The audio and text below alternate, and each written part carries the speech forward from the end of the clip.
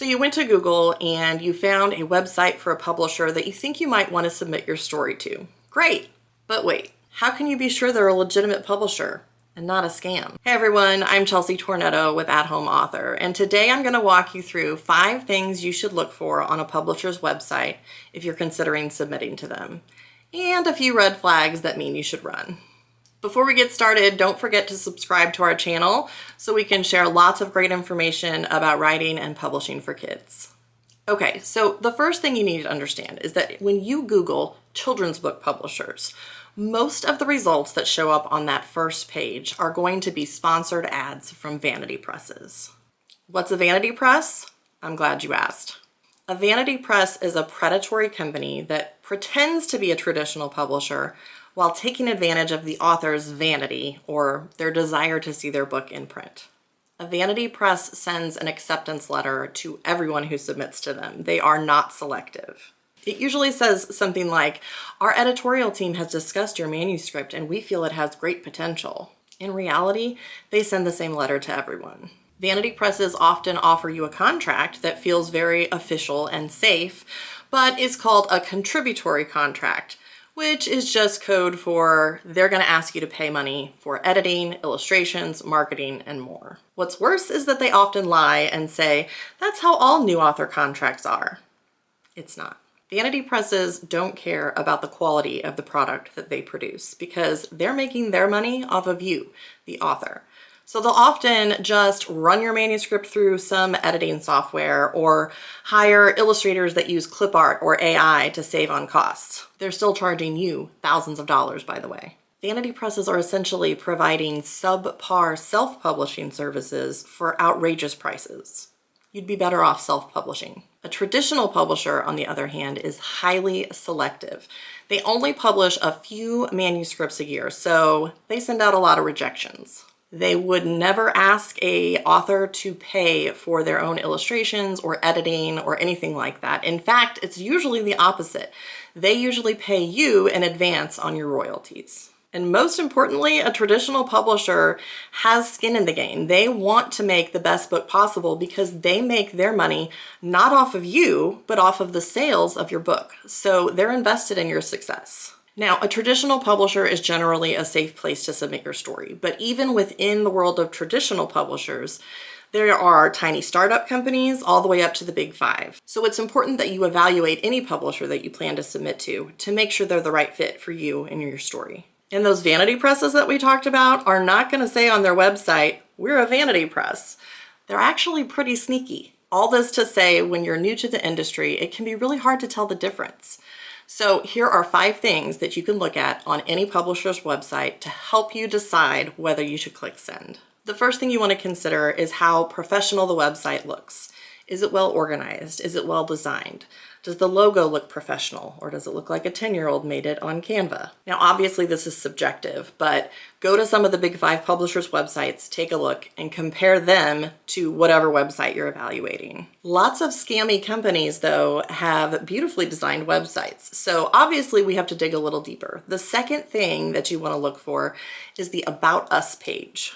Sometimes it might be called Our History or About the Company, something like that. You're looking for the page that gives you the background and the history of the company itself. Now, if you can't find this page at all anywhere on the website, that's a red flag. But if you can find it, what we want to look for is the year that the company was established. Now, it's not always a bad thing if a company is new, but we do want to look and see how much experience they have under their belt, how long they've been around, and whether they've had success in the time that they've been in business. It's also really important to check out the bios of the leadership of the company. So we're looking for the CEO, the president, the acquisitions editors, and what their background and experience is. For example, you may have a publisher that's fairly new. Maybe it's only been around 1 or 2 years, but it's started and run by someone with 25 years of experience in children's publishing. So dig into the About Us page and see if these are people that you would trust with your manuscript. The third thing that we want to look at is their catalog. All publishers have a catalog of their books and their backlist, the books that they've published in the past. Most publishers are going to have this on their website in a PDF that you can either view within the web page or download to look at on your computer. So we want to open the catalog and take a look at a couple different things. First, we want to just browse and see if we recognize any of the titles. Are they well-known books? We also want to look at cover design to see if the books that they're producing look professional, if they fit the genre, and if they attract your attention when you see them. And last, we just want to look at how many books they have in their catalog. How many books have they published, and will your book fit in well with those books? And of course, the fourth thing that we want to look for is their submission guidelines, not just because you want to follow them carefully if you're going to submit, but this can also give us a clue as to how legitimate this publisher might be. Submission guidelines that are really vague and general and don't give you any detailed instructions are a red flag. That basically means they'll take anything you send them, whereas a legitimate traditional publisher will have very specific guidelines that they want you to follow. Sometimes a submission page will even say that they offer hybrid contracts or contributory contracts. Those are code for you're going to pay for your own book. I've seen some Vanity Press submission pages that ask the question, do you have illustrations? A traditional publisher will not ask that because traditional publishers pay for the illustrations themselves.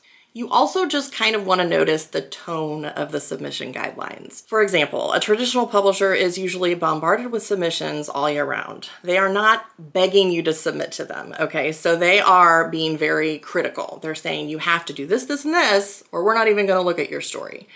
A Vanity Press often almost has this tone of marketing to you. You should submit to us because we're going to do this for you and we're going to do that for you. Anytime that they are sort of pitching themselves to you as the author and it sounds like they're trying to convince you to submit to them, that could be a red flag because, like I said, traditional publishers have plenty of submissions. They're not out there begging for them. And the fifth thing that you can look for to see if a publisher is a legitimate one or not is to see whether they are listed on the Writers Beware blog or website. Writers Beware is a great resource. They keep track of prolific vanity presses. They report on them regularly. They even provide an email that you can email them and ask, is this company legit? We'll post the link for that in the description below.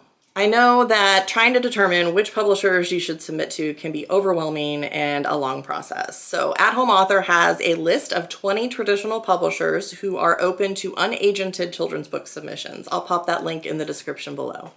And don't forget, you can also join our Profitable Picture Books program, which guides you through the whole process of writing and publishing step by step, whether you want to submit to traditional publishers or self-publish that book on your own.